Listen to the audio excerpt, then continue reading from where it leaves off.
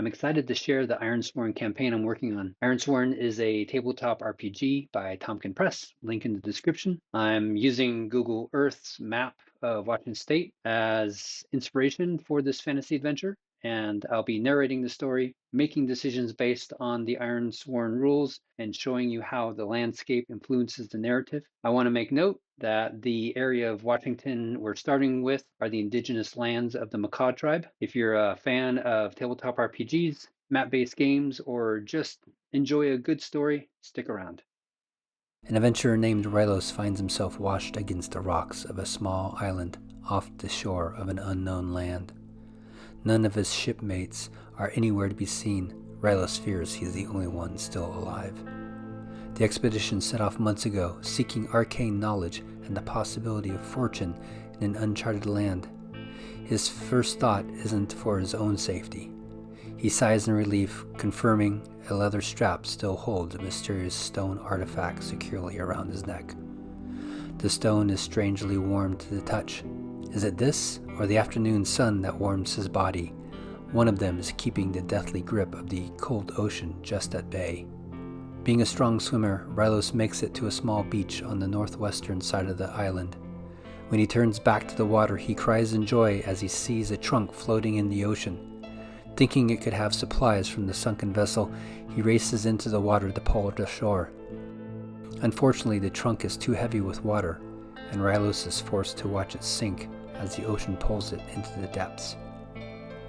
Standing with only the amulet and the ragged clothes he's wearing, Rylos makes a vow to the lost crew members that he'll get his feet back under him and continue the quest. Searching the island, his hopes rise again as he spots one of the rowboats from the lost ship bobbing amongst the rocks on the far side of the island.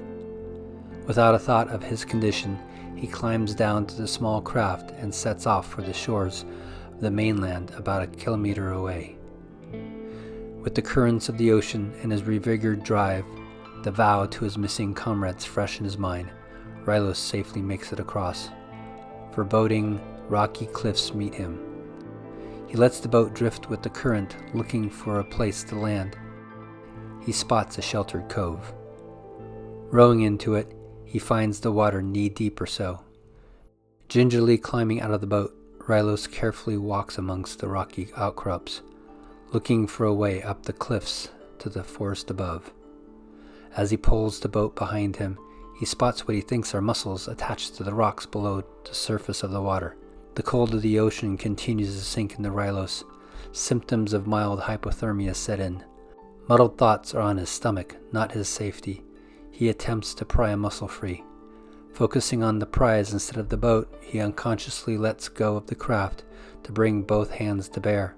His excitement mounts as he pulls one free, then another, cupping the bounty to his stomach, reaching down for more, his back to the ocean.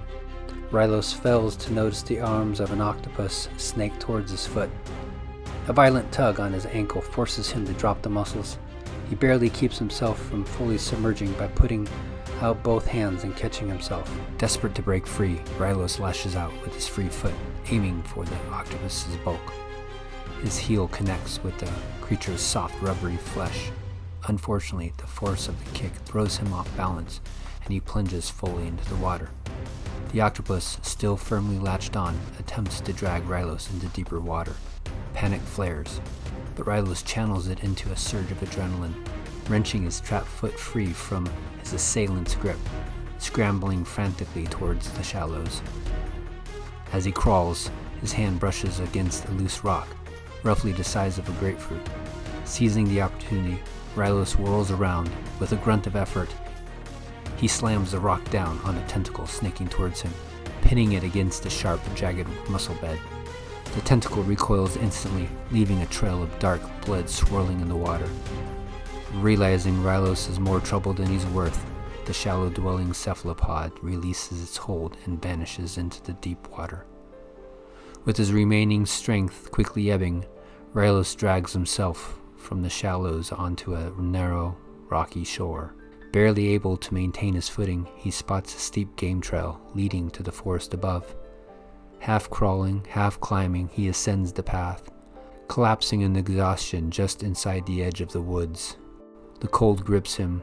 Rylos shivers uncontrollably, clenching himself against the rising tide of hypothermia. The stone amulet beneath his ragged shirt slips out, landing on the forest floor. Rylos is too far gone to notice a soft green glow begin to emanate from the amulet's etchings. As if in response, delicate mycelia snake from the earth, clinging to the stone.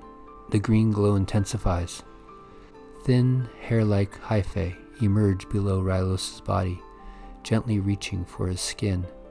His ragged breathing slows. The shivering ceases as his body relaxes and Rylos drifts into a deep slumber.